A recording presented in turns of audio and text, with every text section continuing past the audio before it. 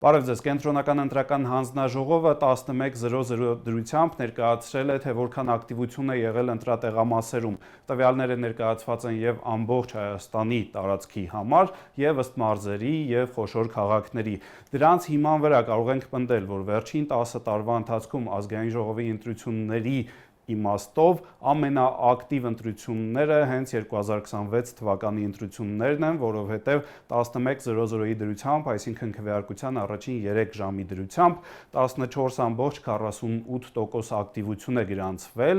իսկ նախկինում ավելի բարձր ցուցանիշ գրանցվել էր 17 թվականին 13,32%։ Նախորդ երկու ընտրությունների ժամանակ ցուցանիշը ավելի ցածր է եղել։ Այսպիսով ունենք իրավիճակ, երբ առաջին 3 ժամվա տվյալներով շատ ավելի շատ մարդիկ են գնացել ընտրատեղամասեր, քան նախորդ 3 ազգային ժողովի ընտրություններին։ Միևնույն ժամանակ հաջորդ գրաֆիկով ցուցադրում ենք, թե ինչ արդյունքներ են գրանցվել ամբողջ օրվա համար նախորդ ընտրությունների ժամանակ, եւ այսպես ունենք իրավիճակ, երբ ամենաբարձր ցուցանիշը նորից եղել է 17 թվականի 60,86%, դրանից հետո երկու հաջորդական ազգային ժողովի ընտրությունների ժամանակ գրանցվել են 50%-ից ցածր ցուցանիշներ։ Ինչպես հասկանում ենք, այսօրվա ընտրությունների արդյունքները դեռ պարզ չեն, բայց համեմատելու համար տեղադրել ենք 11:00 դրությամբ եղած տվյալները։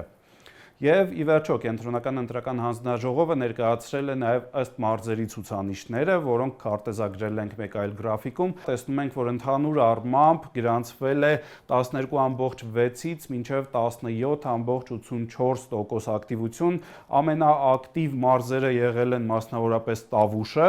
եւ Սյունիքը, համապատասխանաբար 17,84% եւ 17,55% ցուցանիշներով։ Ավելի ցածր ցուցանիշներ կան Շիրակում, Արմավիրում եւ